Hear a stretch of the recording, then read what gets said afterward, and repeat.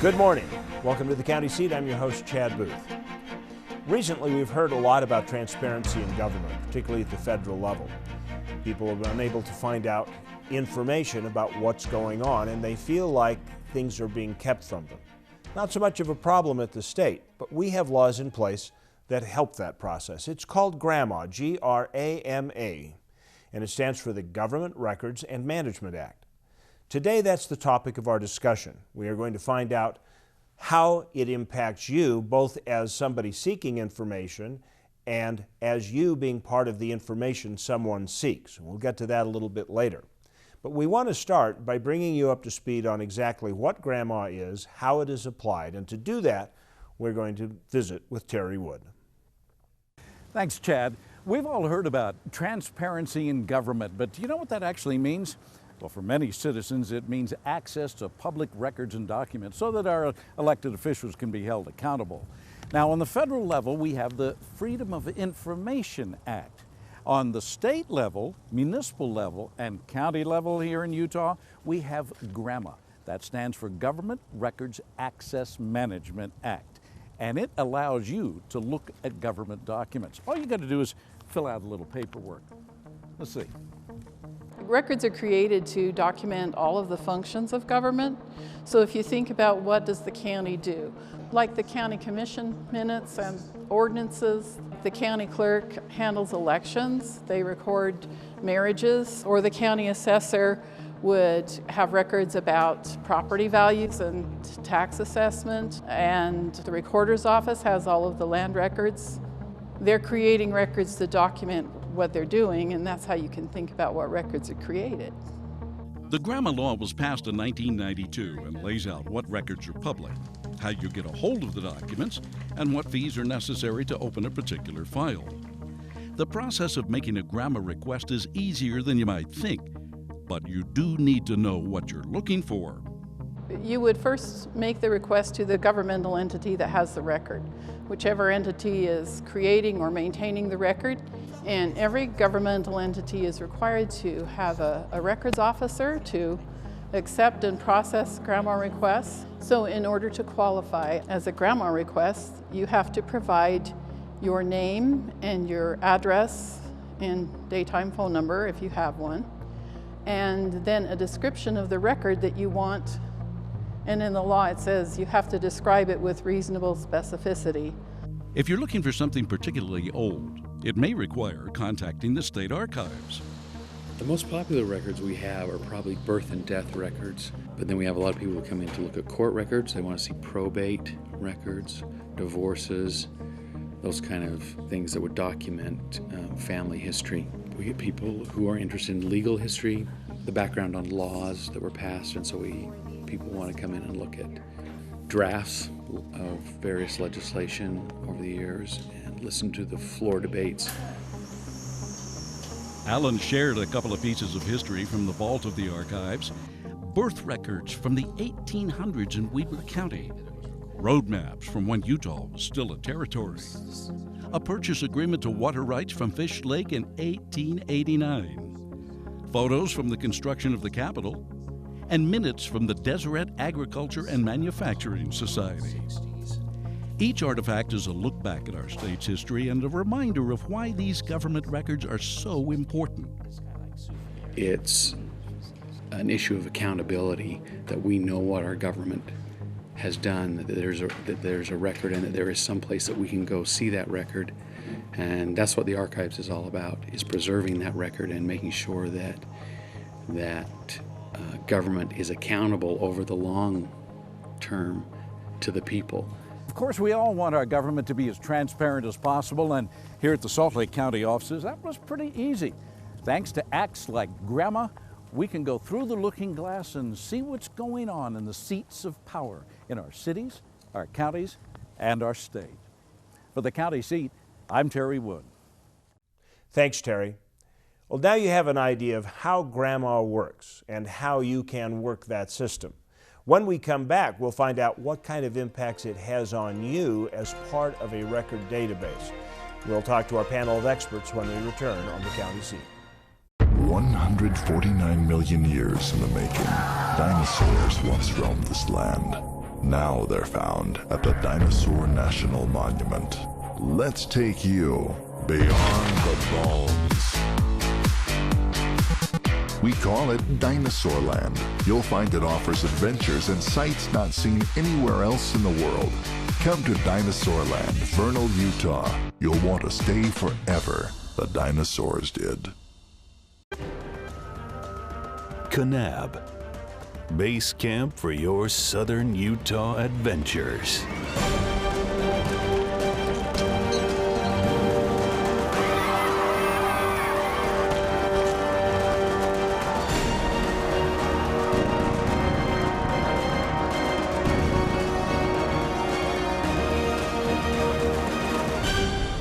You belong in Kanab. Let's be honest, you don't know much about Beaver County.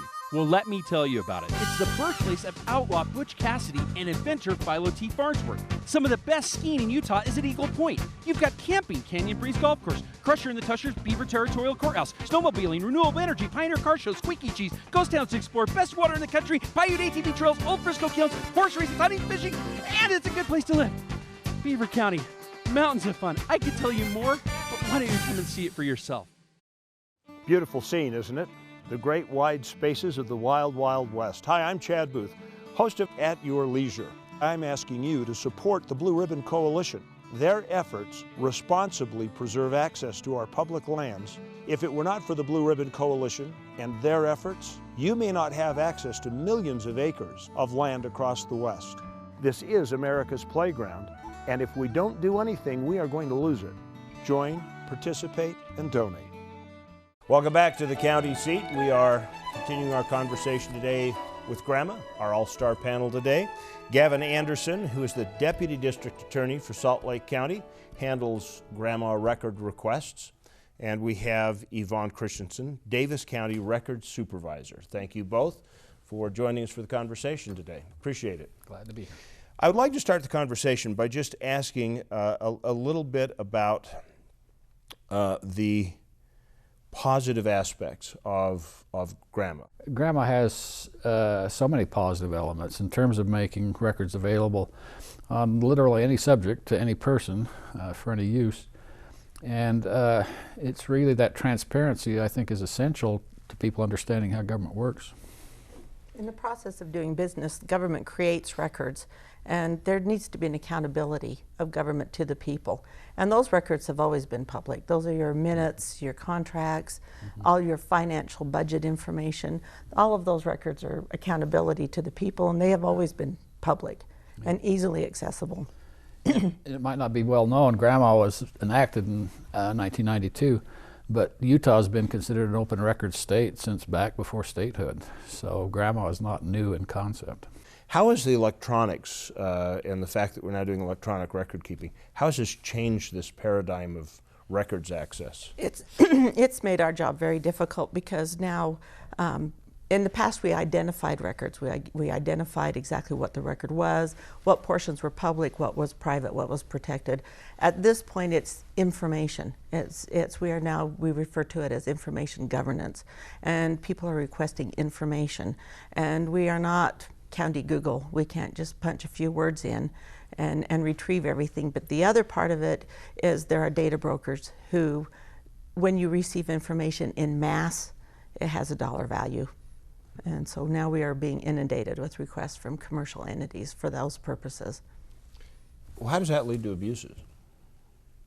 Well, I think in a number of ways. I think one of the most significant abuses is basically treating a local government, a city or a county, as if it were an inexpensive data processing division for the business. And so rather than come up with their own data and manipulating it and publishing it, they rely on the taxpayers to fund that through either city or county government. And in doing so, they basically get the services of a very cheap data processing division. And I don't think the public's aware of it. We used to say, don't put me on your mailing list or take me off your mailing list. And at this point, if you do business with government, there's a good chance you are on the ultimate mailing list. Obviously, a lot of the GRAMA Act was designed for individuals trying to make records requests of the county, as opposed to mass data brokers. if an individual is trying to make a request, which government offices handle it? Where does somebody go? You know, that's really a good question, and that's a matter of public education. For starters, you don't know for sure if you go to the city or the county. And then once you go to either of those, then you have to track down which agency is best equipped to handle your request. And GRAMA encourages very strongly that when a government entity gets a request and you're the wrong person, the government entity needs to help that citizen find the right person. And we have a lot more training now within the state where most entities have an ultimate records person and then other specialists that work underneath them, and we communicate with each other. Even if I receive a request and it's an entirely different entity, we do our best to give them the contact information. So basically they should start at the office where they think that information lies and then go upstream from there, so to speak? Yeah, we all communicate together. Okay, excellent. Well, we're off to a good start. You may want to contact your friends and let them know we're having this conversation, because there may be some records they want to find out about. We'll continue our conversation with some of the abuses and challenges on the county seat when we come back in just a minute.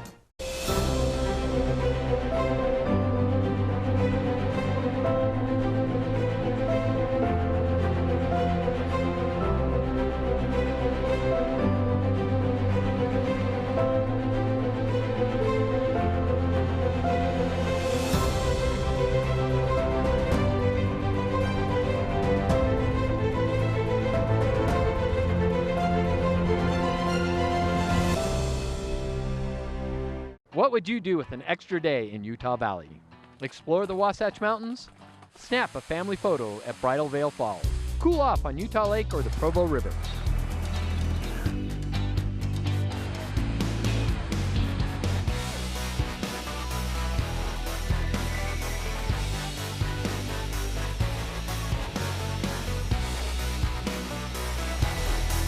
No matter what you're searching for, you can find it in Utah Valley. Bring everyone together. If you are looking for the center of the universe, good luck.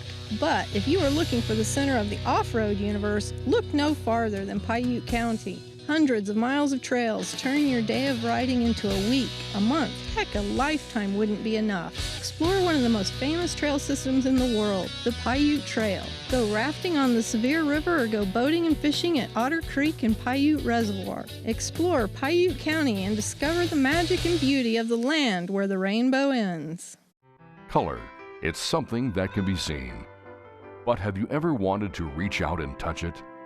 Experience it. In San Juan County, Utah, color comes to life like nowhere else on earth. Color can be more than an abstract. Color can be your gateway to a new world. Visit San Juan County and explore the past, present, and future in a way that you've only dreamed of. San Juan County. Color your experience. Welcome back to the county seat. Our conversation today about GRAMA. It's an issue that has come and gone. There have been different bills to try and amend it, a difficult process of keeping transparent records of county government, but also protecting citizens' rights to privacy. So we'll continue our conversation, and let's go back and just talk about some of the challenges that this actually creates for counties. When a GRAMA request comes in, you know, what kind of impact or process does it have? Well, from my experience, there's basically two kinds of GRAMA requests, the easy ones and the hard ones.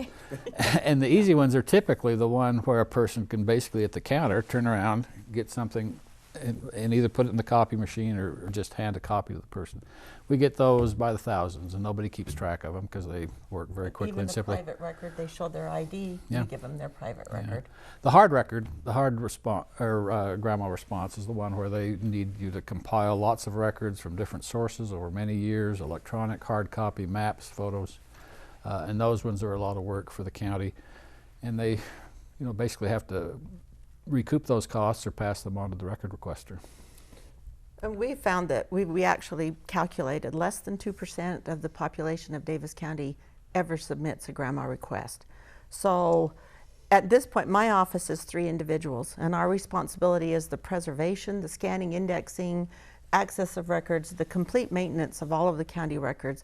At this point, Most of my time is spent with GRAMA requests, and those are less than 2% of the population, and a lot of those are from out of state. You know, as we were discussing this earlier, and you defined this very well, Yvonne, about the difference in kinds of records. Yeah, I'd like to quote from GRAMA where it says, "In enacting this act, the legislature recognizes two constitutional rights. The public's right of access to information concerning the conduct of the public's business." That's the accountability, that's transparency, that's open records. And like we said, those have always been available. But there's a second component to GRAMA, and that is the right of privacy in relation to personal data gathered by governmental entities. That is the public's information. I don't know if the public realizes that the requests we are getting for information in mass is the public's information. For example, lists of every appraisal in the whole county. We receive lists. We want all the swimming pools in the county. We want all of the individuals who are delinquent in their taxes. And we had an abuse where an elderly gentleman called our treasurer's office and had an eviction notice put on his door that appeared to be from the county, and the county doesn't work that way. So, and once you give out a record, we have no control of what happens with it. Mm-hmm.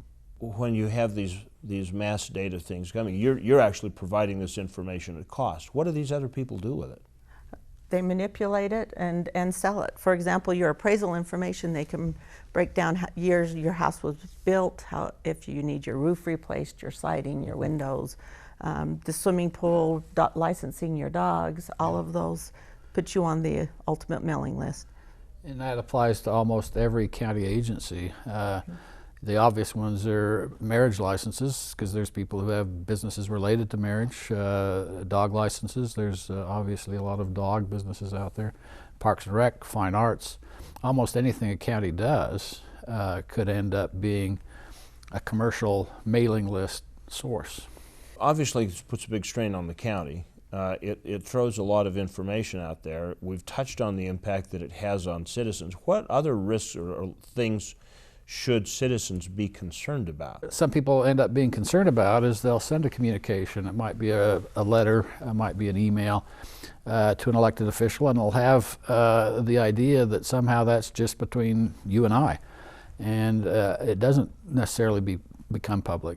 But many of those communications are public, and some of them might deal with some personal circumstances, and maybe they're not personal enough to meet the definition of privacy. There's another concern too. A lot of people may not be concerned. They have Facebook, they're fine with their information being out there. However, I have a lot of women who have come to me in my office, called me, sent emails, and not always just women, but in the women, they have ex-husbands, ex-boyfriends that are stalkers, and they'll say they're deadbeat enough that they won't go to a lot of effort to find me, but if they can find it online, then I'm in danger. We also have a lot of military, law enforcement, judges, prosecuting attorneys who are in danger because as a result of their jobs.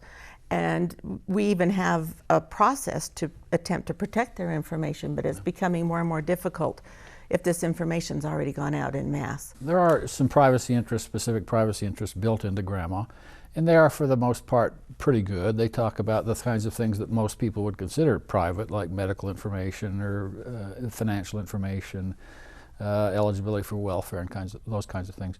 Personal identifiers, many of those are made private.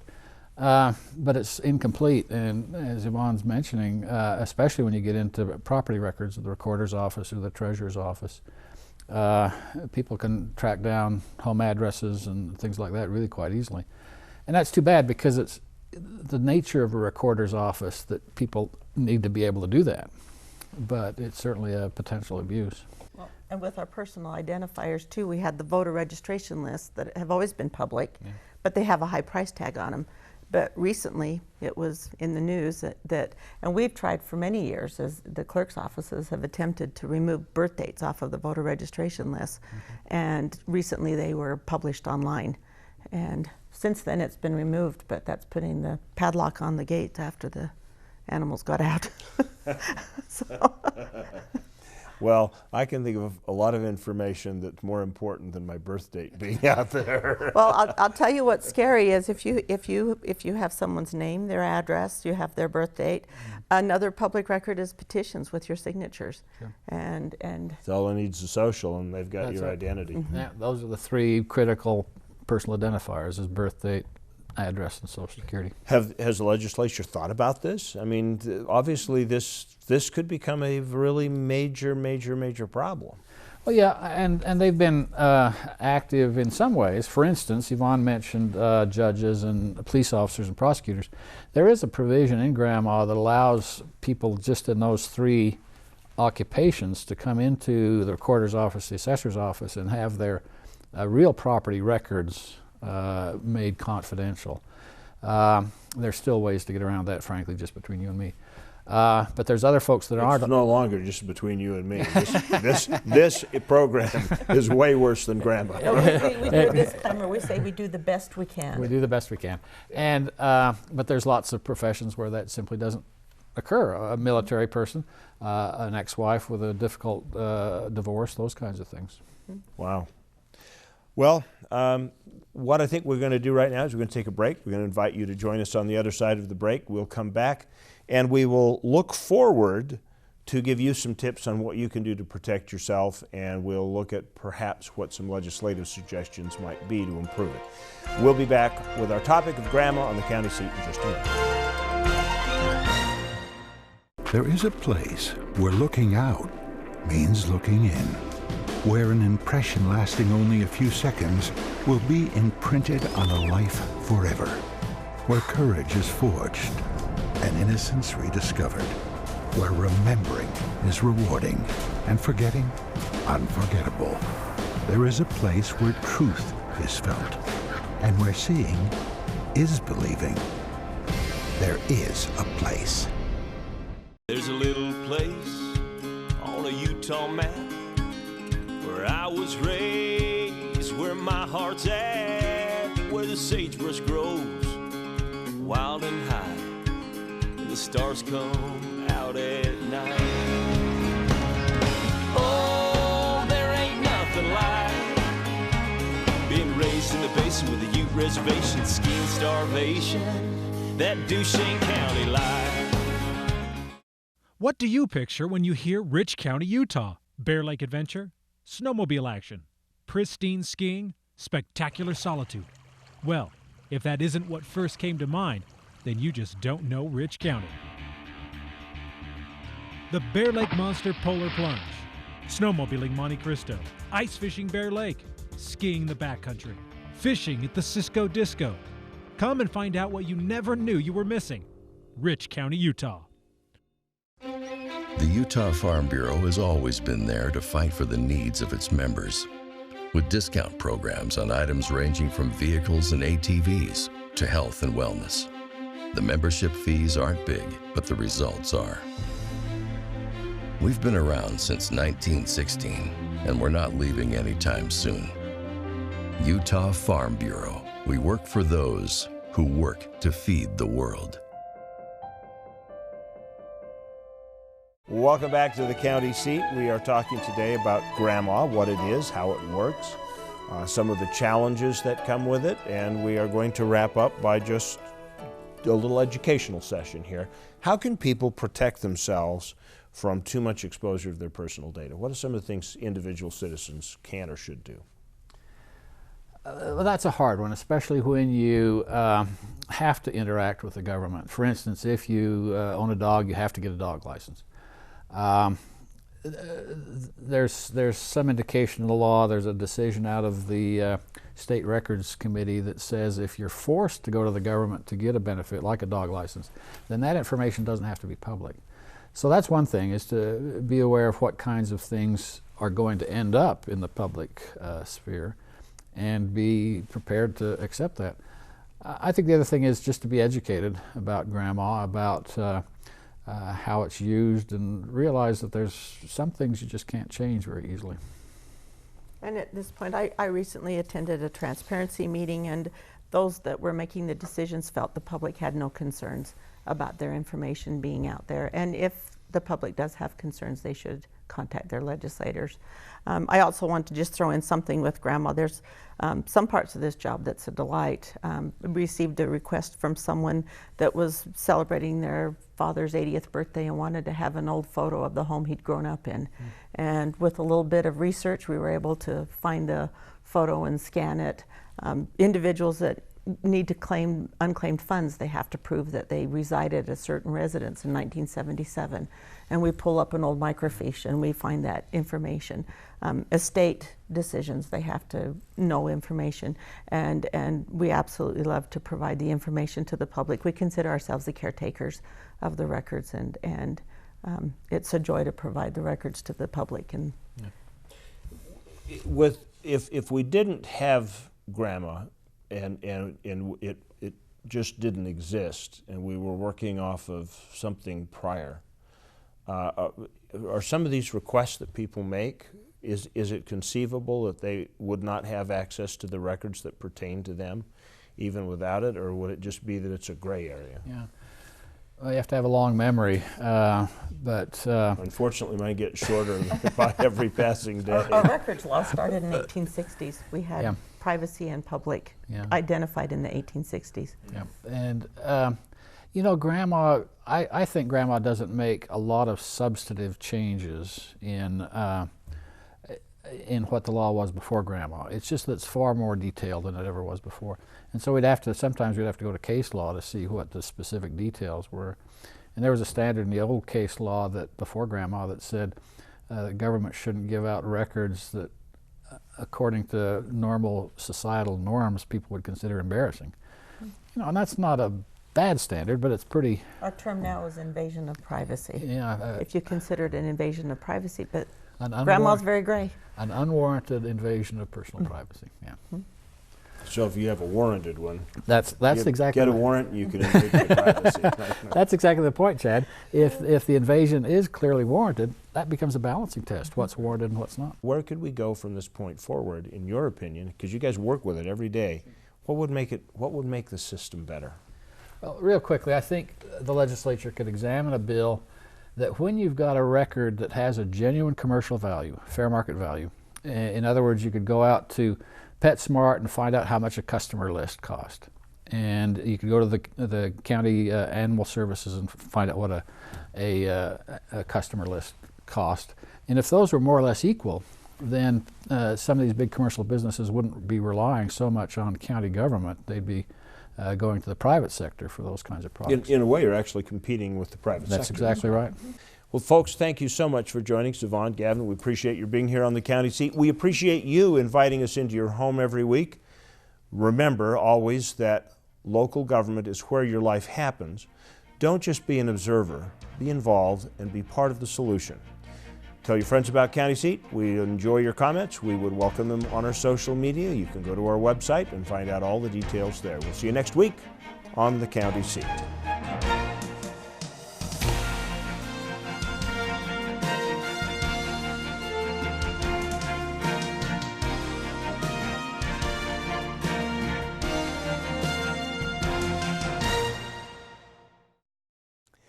If you'd like to share this video with your friends, well, you do that right here. If you would like to subscribe to our YouTube channel, you do that over here. If you'd like to interact with us on the County Seat, that happens over here. If you want to watch the next episode of the County Seat, you can catch it Saturday night at 11 or Sunday morning at 8:30 on ABC4 Good for Utah.